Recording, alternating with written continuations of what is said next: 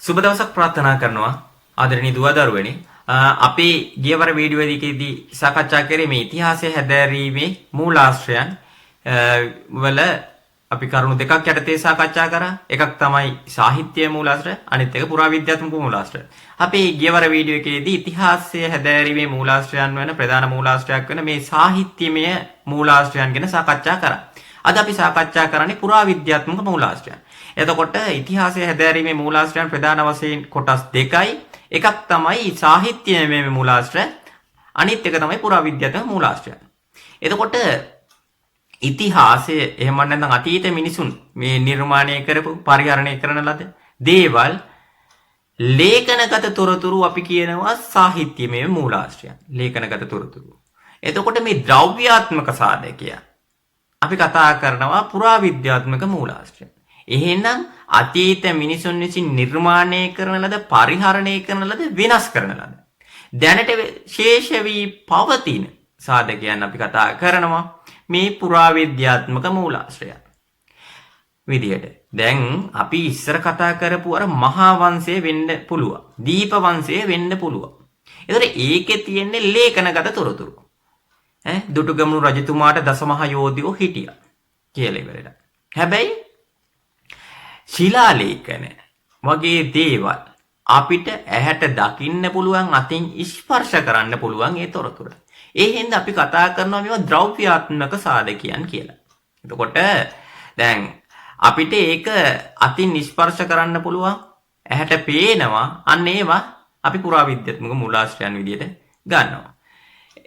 එතකොට මේ පුරාවිද්‍යාත්මක මූලාශ්‍රයන් විදියට චිත්‍ර, මූර්ති, කැටයම්, එතනින් ගියාම අභිලේඛන, සිතුවම් වගේම ස්වභාවික කෘති, පුරාවස්තු, කාසි, මෙන්න මේ වගේ බොහෝ සාධකයන් අපි කතා කරන්නේ පුරාවිද්‍යාත්මක මූලාශ්‍රයන් ලෙස.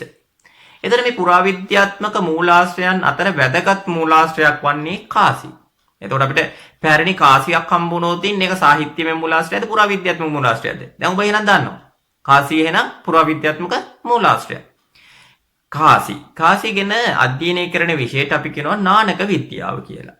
කාසි පිළිබඳ හදාරන පැරණි කාසි පිළිබඳ හදාරන විෂයට අපි කියනවා නානක විද්‍යාව කියලා ඉවරලා.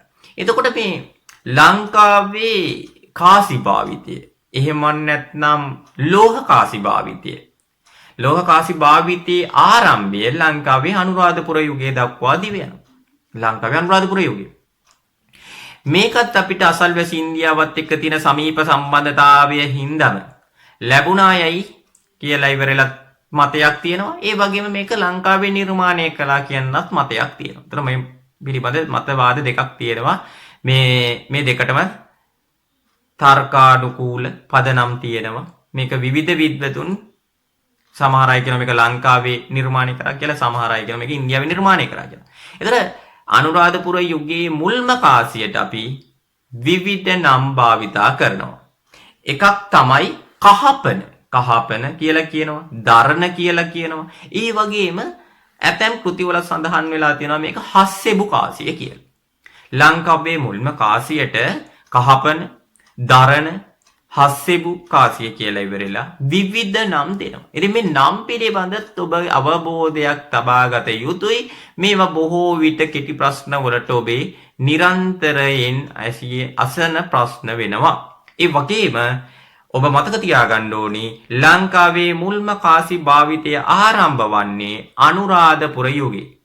මේවා පිළිබඳ සාධක තියෙනවා, පුරාවිද්‍යාත්මක සාධක ක්‍රිස්තු පූර්ව දෙවෙනි සියවසේදී විතර ලංකාවේ ලෝහ කාසි නිර්මාණය කරා, කාසි භාවිතා කරා බවට සාධක තියෙනවා.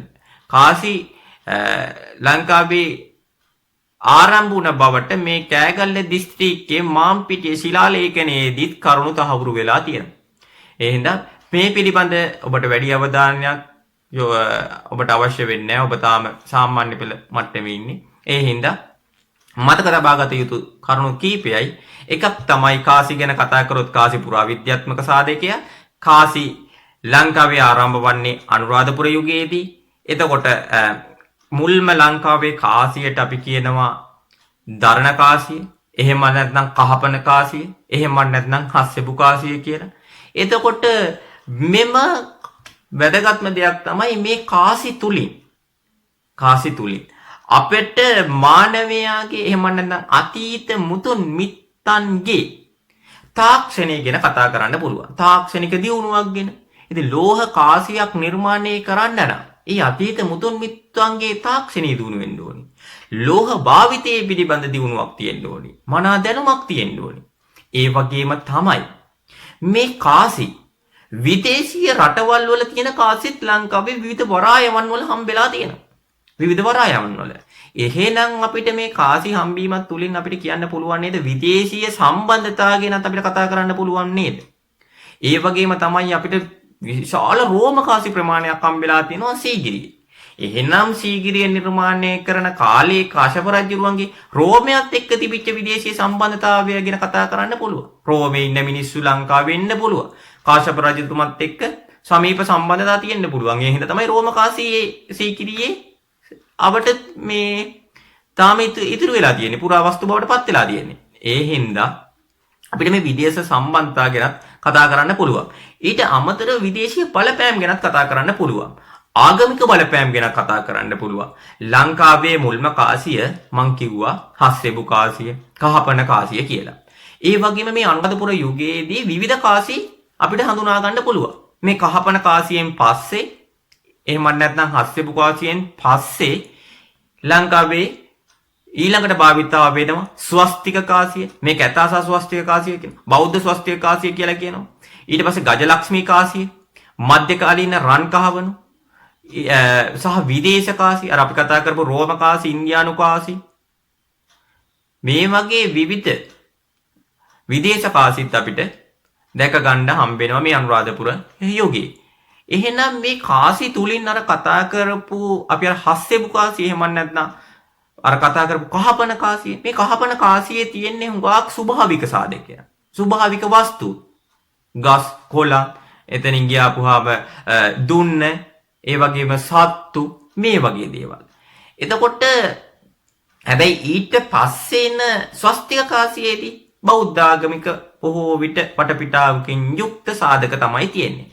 ඊටත් පස්සේ ලක්ෂ්මී කාසිය කියලා ඉවරලා කියන්නේත් එතනත් ලක්ෂ්මී දේවගණයයි විද්වතුන් මත පළ කරන නිසා.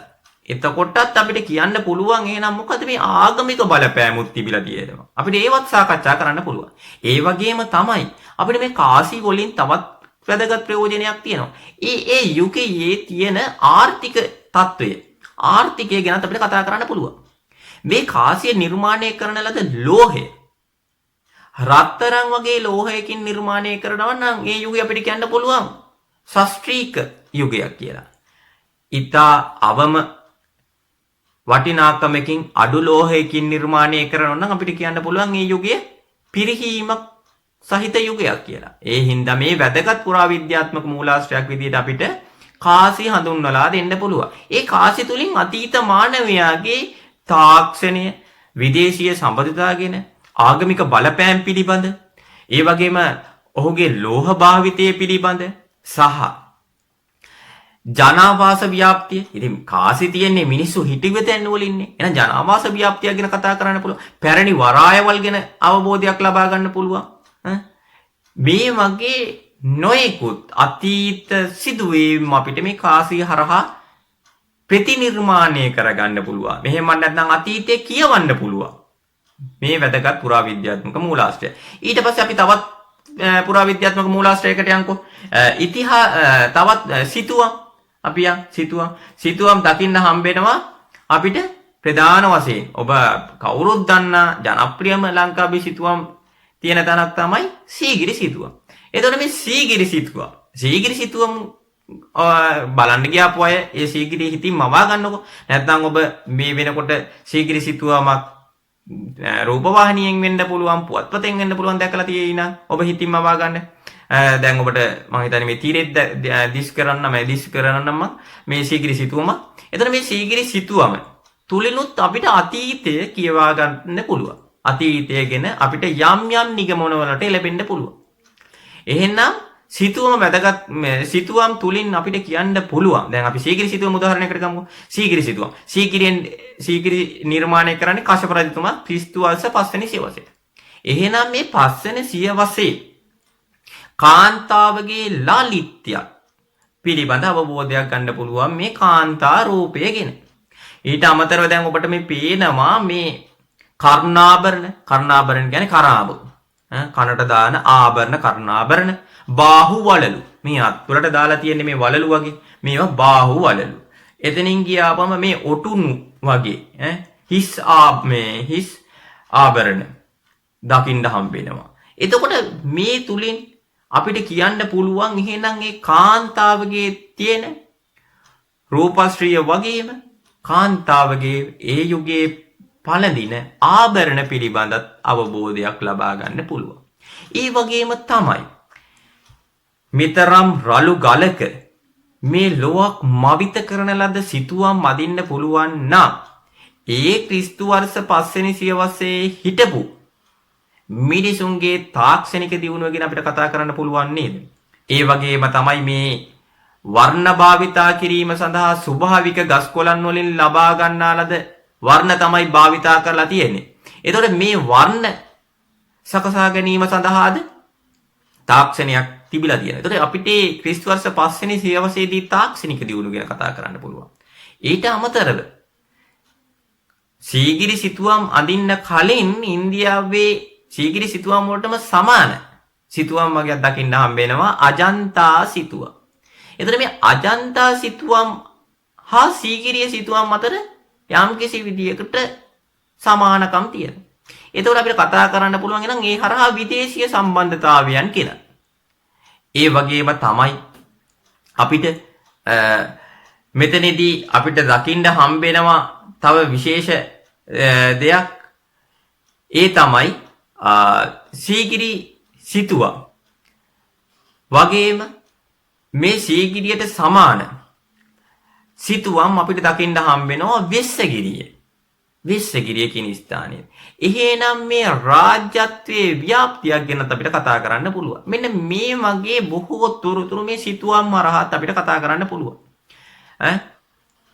අපි මේ එක උදාහරණයක් විතරයි සීගිරි සිතුවම් ගත්තේ. අපිට ලංකාවේ සිතුවම් දකින්න බොහෝ ස්ථාන තියෙනවා. ඒකට ඒ හරහා අපිට කතා කරන්න පුළුවන් මේ අතීතයේ පිළිබඳ. ඊට අමතරව අපි තව එකක් මේ තවත් වැදගත් පුරාවිද්‍යාත්මක මූලාශ්‍රයක් විදියට සැලකන සඳකඩ පහන. සඳකඩ පහනේ දක්නට ලැබෙන කැටයම් ගැන අපිට කතා කරොත් අපි දන්නවා අර සත්ත්වපේලිය අනුරාධපුර යුගයේ ඉන්න සත්ත්වපේලියෙන් පොළොන්නරු යුගයට එනකොට ගවය ඉවත් වෙනවා. ඒ ගවය ඉවත් වෙන්නේ හේතුව මොකද? ආගමික බලපෑම. Hindu ආගම බලපෑම හින්දා Hindu භක්තිකයන්ගේ පූජනීය සත්‍යයක් තමයි ගවයා. එහෙනම් ගවයා පෑගෙන්න හොඳ නැති හින්දා සඳකඩ පහනින් Hindu භක්තිකයෝ විසින් මේ ගවයා ඉවත් කරනවා. අපිට එහෙනම් මේ කතා කරන්න පුළුවන් නේද? මේ සඳකඩ පහන කියන පුරාවිද්‍යාත්මක සාධකයන් තුලින් අර කතා කරන්න පුළුවන් ආගමික බලපෑම් ගැන කතා කරන්න පුළුවන්. එහෙනම් මේ අපි කතා කරපු මේ පුරාවිද්‍යාත්මක මූලාශ්‍රයන් කීපයක් කතා කරේ. සිතුවම් ගැන කතා කරා, කාසි ගැන කතා කරා, මූර්ති මේ කැටයම් ගැන කතා කරා. එතනින් කියපම සඳකඩ පහන ගැන කතා කරා. මෙන්න මේවා තුලින් අපිට අතීත මානවයා ප්‍රතිනිර්මාණය කරන්න පුළුවන්. එහෙම නැත්නම් අතීත මිනිසා කියව ගන්න පුළුවන්. අතීත මිනිසාගේ සිතුම් පැතුම්, අතීත මිනිසාගේ කරපු ක්‍රියාකාරකම් පිළිබඳ මනා අවබෝධයක් ලබා ගන්න පුළුවන් මේ පුරාවිද්‍යාත්මක සාධකයන්. තවත් වැදගත්ම පුරාවිද්‍යාත්මක මූලාශ්‍රයක් තමයි අභිලේඛන කියන්නේ. අභිලේඛන. එතකොට අභිලේඛනයක් කියන්නේ ගල් වෙන්න පුළුවන් ඕනෑම මතු පිටක ලියන ලද ලේඛනයක් අපි හඳුන්වනවා මේ අභිලේඛනයක් කියලා. එතකොට මේ අභිලේඛන ලියන ලද මාධ්‍යයන් බොහෝමයක් තියෙනවා. එකක් තමයි ගල්, අපි වට කියනවා ශිලාමය ලිපි. බිත්ති වල තියෙනවා, තඹ තහඩු වල තියෙනවා, රන් තහඩු වල ලියනවා ලේඛන, දැව වල, මැටි පූරු, වාජන මේ සියලු දේවල් අපි මේ මාධ්‍යයන් වලින් ලියන ලද ලේඛනයන් අපි හඳුන්වනවා අභිලේඛනයක් කියලා. මේ සියලු දේවල් වලට ගලුත්, ගල් ලේඛන, බිත්ති, සම්බතහඩු, රන්තහඩු, දැව, මැටි පූරු, වාජන. මේවට උදාහරණ අපි කීපයක් දෙනවා. දැන් අපි දන්නවා කැටපත් පවුර සීගිරියේ ලියලා තියෙනවා සීගිරිගි නේද? ඊට පස්සේ රන්තහඩුවේ තමයි මේ ලියලා තියෙන්නේ වල්ලිපුරම් රම්පත සිද මහරජ වහයේ කියන මේ ශිලාලේඛනය. එතකොට මෙන්න මේවා අපි මේ සියලු දේවල් කතා කරනවා අභිලේඛන විදිහට. එතකොට දැන් ඔබට ඊළඟ ගැටලුවක් වෙනවා මේ අභිලේඛනයි ශිලාලේඛනයි අතර ගැටලුවයි. නේද? ගල් මත ලියන ලද ලේඛනයන් අපි හඳුන්වනවා ශිලාලිපි කියලා ඉවරෙලා. ශිලාලිපි තියෙන්නේ අභිලේඛන ඇතුලේ.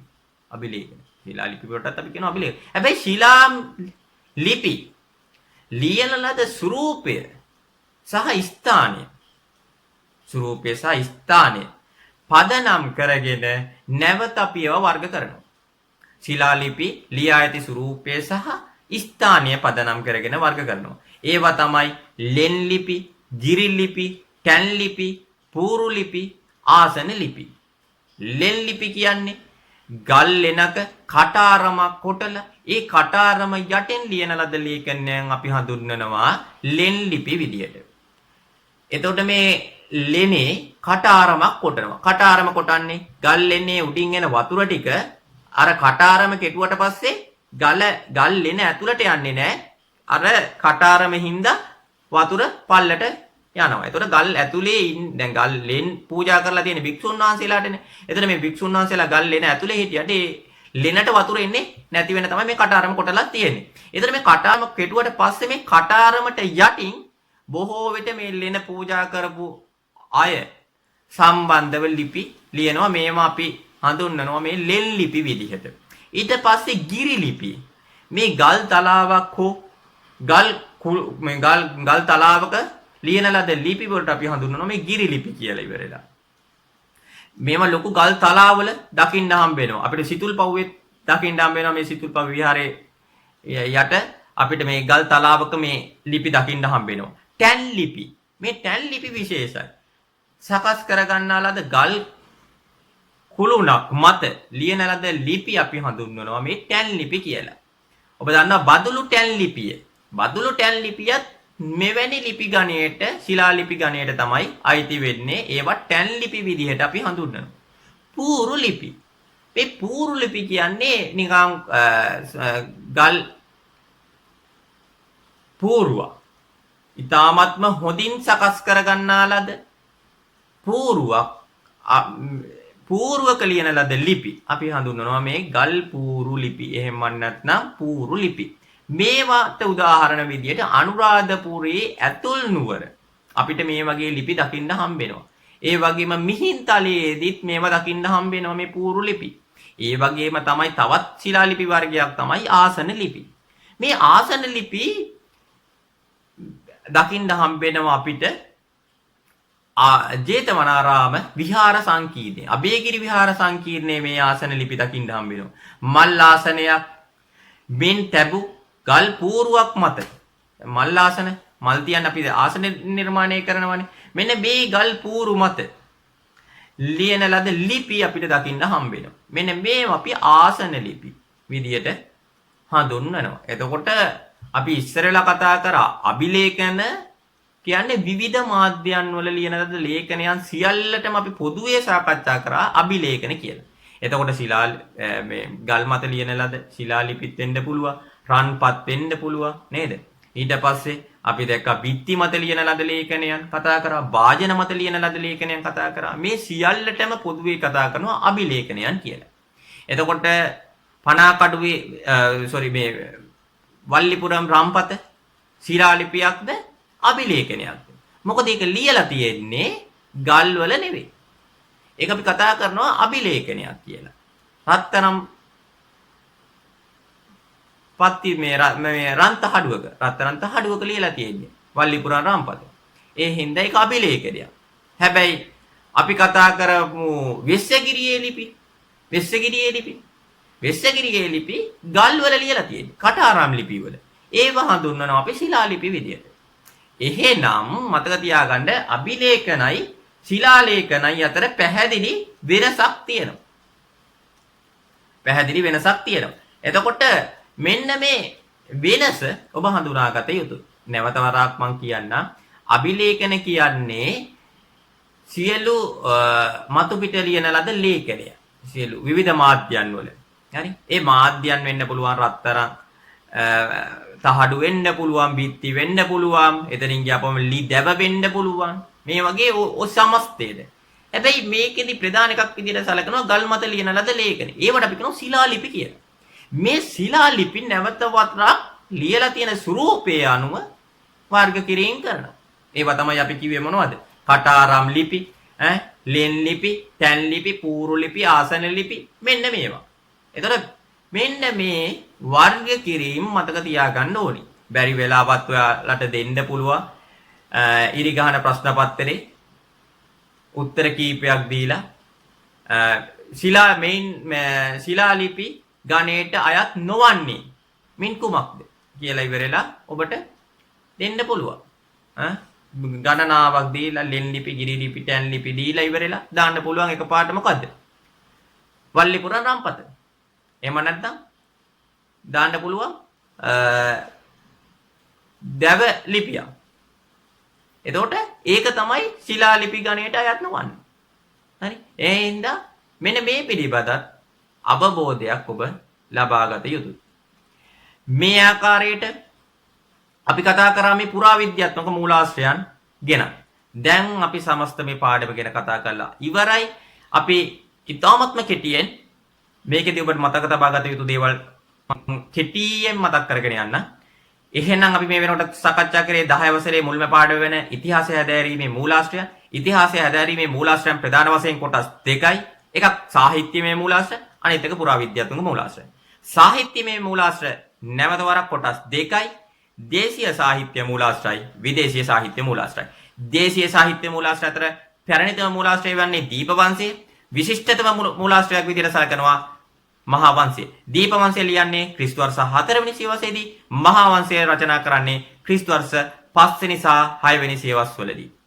ඊට පස්සේ අපි කතා කරා තවත් දේශීය සාහිත්‍ය මූලාශ්‍රයන් විදිහට අපි කතා කරා හටන් කාව්‍යයන් වෙන්න පුළුවන්, සංදේශ කාව්‍යයන් වෙන්න පුළුවන්, රාජාවලිය වෙන්න පුළුවන්. මේ වගේ විවිධ කෘතීන් අපි කතා කරා දේශීය සාහිත්‍ය මූලාශ්‍රයන් ගණයට. විදේශීය සාහිත්‍ය මූලාශ්‍රයන් කියන්නේ විදේශීය රටවල කර්තෘවරුන් විසින් ලංකාව පිළිබඳ රචනා කරන ලද කෘති වලට අපි කිව්වා විදේශීය සාහිත්‍ය මූලාශ්‍රය. විදේශීය සාහිත්‍ය මූලාශ්‍රයන්ුත් අපිට ප්‍රධාන වශයෙන් කොටස් දෙකකට වර්ග කරන්න පුළුවන්. එකක් තමයි ලංකාවට පැමිණ ලංකාවේ තතු දැක බලාගෙන රචනා කරන ලද කෘති. ඒ වගේම අපි උදාහරණ කතා කරා මේ රොබර්ට් නොක්ස් වගේ අය, ඉබන් බතූතා වගේ අය ලංකාවට ආවා. පාහියන් භික්ෂුව වගේ අය ලංකාවට පැමිණිලා දැකලා ඒවා කෘති රචනා කරා. අනිත් කණ්ඩායම තමයි ලංකාවට පැමිණෙන්නේ නැතුව ලංකාවේ දේවල් අහලා ඕන් රචනා කරා. ඒ කෘති අපි කතා කරනවා ලංකාවට නොපැමිණ රචනා කරන කෘති ගණයට. එතකොට මෙන්න මේ කෘති දෙකම අයිති වෙන්නේ විදේශීය සාහිත්‍යමය මූලාශ්‍රයන් ගණයට. මෙන්න මේවා තමයි අපි කතා කරපු මේ සාහිත්‍යමය මූලාශ්‍රය. ඊට පස්සේ අපි කතා කරා ඉතිහාසය හැදෑරීමේ ප්‍රධානතම තවත් මූලාශ්‍රයක් වන්නේ දෙවෙනි මූලාශ්‍රය පුරාවිද්‍යාත්මක මූලාශ්‍රයන්. පුරාවිද්‍යාත්මක මූලාශ්‍රයන් කියන්නේ පැරණි මිනිස්සු විසින් නිර්මාණය කරන ලද, පරිහරණය කරන, වෙනස් කරන ලද ද්‍රව්‍යාත්මක පදනමකින් යුක්තව හම්බෙන ලද සාධකයන්. ඒවා තමයි අපි කතා කරා චිත්‍ර, මූර්ති, අභිලේඛන, නටබුන් වෙන්න පුළුවන්, පුරා වස්තු වෙන්න පුළුවන්, කැටයම් වෙන්න පුළුවන්, මූර්ති වෙන්න පුළුවන්. මේ සමස්ත දේවල් වලට අපි කතා කරා පුරාවිද්‍යාත්මක හැදෑරීමේ මූලාශ්‍රයන් කියලා. මෙන්න මේ ආකාරයට අපි මේ පුරාවිද්‍යාත්මක මූලාශ්‍රයන් සහ සාහිත්‍යමය මූලාශ්‍රයන් අපි ඉතා දීර්ඝව සාකච්ඡා කිරීම කරා. මීළඟ වීඩියෝ එකේදී මෙතෙක් සාමාන්‍ය පෙළ විභාගයේදී නව විෂය නිර්දේශය යටතේ මේ පාඩමෙන් අහලා තියෙන කෙටි ප්‍රශ්න පිළිබඳ සාකච්ඡා කිරීමක් ඒ වීඩියෝ එකේදී මම බලාපොරොත්තු වෙනවා ඔබත් සමග සාකච්ඡා කිරීමට. එතෙක් ඔබට සුබ දවසක්.